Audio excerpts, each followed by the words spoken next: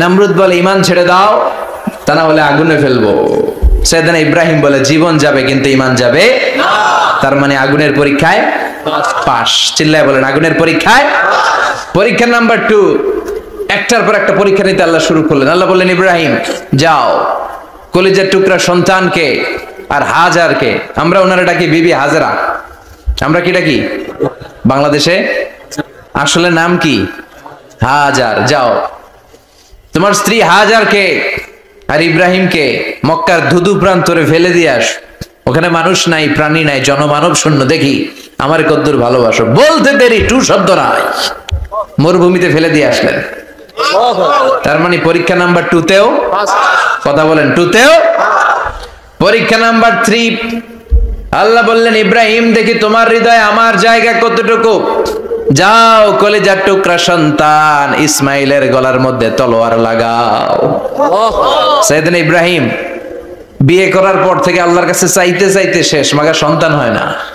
ওনার প্রথম সন্তানটা হয়েছিল সাইয়েদনা ইসমাইল যখন জন্মগ্রহণ করেছে, ইব্রাহিমের বয়স ছিল 86 বছর। সুবহানাল্লাহ কইতে মনে চায় না? এই এলাকায় আসেনি 86 বছর বয়সে সন্তান হয়েছে? হ্যাঁ, এরকম শক্তিশালী পুরুষ কেউ আছে? 86 বছর বয়সে তো হাঁটতেই পারে না। কথা কন। সাইয়েদনা ইসমাইলকে যখন আল্লাহ তাআলা সাইয়েদনা ইব্রাহিমকে উপহার দিয়েছেন, তখন সাইয়েদনা ইব্রাহিমের বয়স, চিল্লায় বলেন কত? 86 বছর বয়সে যে কলিজার টুকরা সন্তানটাকে হাতে পেলেন, চাঁদের মতো সুন্দর ছেলে। আল্লাহ বললেন দেখি আমার হৃদয়ে তোমার জায়গা কতটুকু, ইসমাইলরে জবাই করো। বলতে দেরি, ছুরি লাগাতে দেরি হয় না। তার মানে এই পরীক্ষায়ও পাস। একটার পর একটা আল্লাহ পরীক্ষা নিয়েছেন, একটার পর একটা পরীক্ষা। আগুনের পরীক্ষায় পাস, ফ্যামিলি বিসর্জন দাও পাস, কলিজার টুকরা সন্তানের গলায় ছড়ি লাগাও পাস। এবার আল্লাহ বললেন এরপর তোমার বড় দায়িত্ব দিব, তোমাকে হজ প্রোগ্রামের এমডি বানাই দিলাম, ম্যানেজিং ডাইরেক্টর অফ হজ। সুবহানাল্লাহ কইবেন না? আল্লাহ বললেন ইব্রাহিম বিশাল বড় কাফেলা বানাও, হজের আঞ্জাম দাও। সাইয়েদনা ইব্রাহিম বললেন আল্লাহ দুদুমরু প্রান্তর, জনমানব শূন্য, মানুষ নাই, পাখি নাই, কেউ নাই, কিভাবে আমি হজের আঞ্জাম দেব? আল্লাহ বললেন ইব্রাহিম হজ প্রোগ্রামের ম্যানেজারগিরি করতে চাইলে 3টা পেশা তোমাকে বেছে নিতে হবে। কয়টা? এই 3টা পেশা এর সমন্বয়ে তুমি হজের প্রোগ্রামের আঞ্জাম দিতে পারবে। পেশা নাম্বার 1 তোমার রাজমিস্ত্রির কাজ করতে হবে। পেশা নাম্বার 2 তোমার ঝাড়ুদারগিরির কাজ করতে হবে। পেশা নাম্বার 3 তোমার মুয়াজ্জিনগিরি করতে হবে। সুবহানাল্লাহ কইবেন না? وَإِذْ يَرْفَعُ إِبْرَاهِيمُ الْقَوَاعِدَ مِنَ الْبَيْتِ وَإِسْمَاعِيلُ رَبَّنَا تَقَبَّلْ مِنَّا إِنَّكَ أَنْتَ السَّمِيعُ الْعَلِيمُ। সাইয়েদনা ইব্রাহিম আর কলিজার টুকরা সন্তান ইসমাইলকে নিয়ে রাজমিস্ত্রির কাজ শুরু করে দিলেন। আল্লাহু আকবার। কাবা ঘর ভেঙে চুরমার, বাপ বেটা মিলে রাজমিস্ত্রির কাজ, পাথর কেটে কেটে বাপ বেটা মিলে কাবা ঘর বানায়। পেশা নাম্বার 1 শেষ। পেশা নাম্বার 2 ঝাড়ুদারগিরি। পেশা নাম্বার 2 কি? আল্লাহ বললেন তাহহিরা বাইতিয়া লিত-তাইফিনা ওয়াল আকিফিনা ওয়ার রুকআইস সুজুদ। আল্লাহ বললেন তাহহিরা পরিষ্কার করো, মানে ঝাড়ু দাও। বাইতি আমার কাবা ঘর, লিত-তাইফিনা তাওয়াফকারীদের জন্য, ওয়াল আকিফিনা ইতিকাফকারীদের জন্য, ওয়ার রুকআইস সুজুদ রুকুকারীদের জন্য, সিজদাকারীদের জন্য। ঝাড়ু দাও।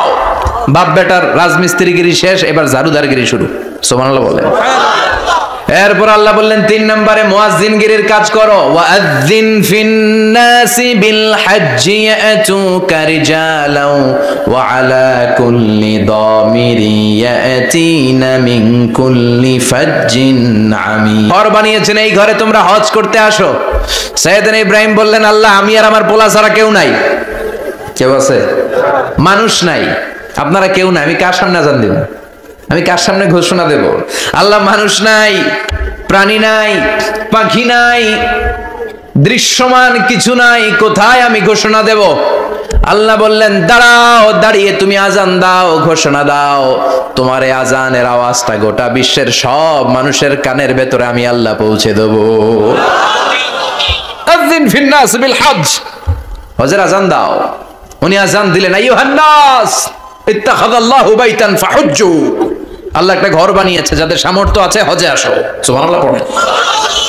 তৎকালীন সময়ে গোটা বিশ্বে যারা ছিল সবার কানের ভেতরে এই ঘোষণাটা, মানে এই আজানটা পৌঁছে দিয়েছে কে? আমরা তখন ছিলাম পৃথিবীতে? কই ছিলাম? ফি আলামিল আরওয়াহ, রূহের জগতে। রূহের জগতেও আল্লাহ তাআলা আমাদের কানে পৌঁছে দিয়েছেন। রূহের জগতে থেকে এই আজান শুনে আমরা যারা লাব্বাইক বলার সুযোগ পেয়েছি, তাদেরকে এই দুনিয়াতে হজের নসিব আল্লাহ করে দিবেন। তার মানে হজ প্রোগ্রামের ম্যানেজার। সুবহানাল্লাহ পড়েন। পরীক্ষা কারে কয়? কত প্রকার কি কি। হজ প্রোগ্রামের ম্যানেজার বানাইলেন, ম্যানেজিং ডাইরেক্টর, মহাব্যবস্থাপক। হজের আঞ্জাম দাও, আর হজের আঞ্জাম দিতে যে তোমাকে প্রথমে রাজমিস্ত্রির কাজ করা লাগবে পাস, ঝাড়ুদার গিরির কাজ করা লাগবে পাস। আল্লাহর নবী উলুল আজমি মিনার রসুল মসজিদ ঝাড়ু দেয় না, আমরা মসজিদ পরিষ্কার করতে চাই না, আছে না নাই? বালু দেখলেই মুয়াজ্জিনের গালি, কথা কন। মসজিদে ময়লা দেখলেই খাদেমের 14 গোষ্ঠী উদ্ধার করে ছাড়ে, আর নিজে পশ্চিম দিকে পড়ে আসারও খায় না, আছে না নাই? মসজিদ ঝাড়ু দেয়া শুধু মুয়াজ্জিনের কাজ? খাদেমদারের কাজ? মসজিদ পরিষ্কার রাখা আমাদের সবার কাজ। চিল্লা এখন ঠিক কিনা? যাদের অন্তরে জ্বালা যন্ত্রণা, যাদের দোয়া কবুল হয় না, আপনি মসজিদ ঝাড়ু দিয়ে দেখেন, মুহূর্তে দোয়া কবুল হয়ে যাবে। অন্তরের জ্বালা যন্ত্রণা দূর হয়ে যাবে, অন্তরের অহংকার নিমেষে কেটে যাবে। তার মানে আল্লাহ বললেন রাজমিস্ত্রি হও, সেটাও হলেন, ঝাড়ুদার হও, সেটাও হলেন, আজান দাও, সেটাও হলেন। তার মানে হজের যে পরীক্ষা নিলেন এটাতেও কথা কন, শুনতেছেন? 4টা ভয়ঙ্কর পরীক্ষা নিলেন, 4টাতে পাস। পরীক্ষা নাম্বার 5। আল্লাহ বললেন ইব্রাহিম বয়স কত? সাইয়েদনা ইব্রাহিম বললেন 80 বছর। আল্লাহ বললেন নিজ হাতে নিজের সুন্নাতে খাতনা সেরে দাও। সহিহ বুখারীর বর্ণনা, ইখতাজানা সাইয়েদনা ইব্রাহিম আলাইহিস সালাম ওয়া হুয়া ইবনু 80 সানা বিল কদুম।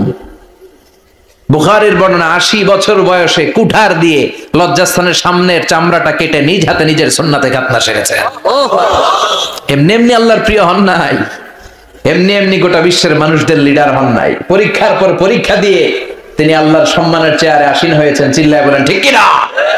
এজন্য আল্লাহ বললেন ওয়াইয বিতালা ইব্রাহিম রাব্বুহু বিকালিমাতিন ফাআতাম্মাহুন্না ক্বালা ইন্নী জাঈলুকা লিন-নাসি ইমামা।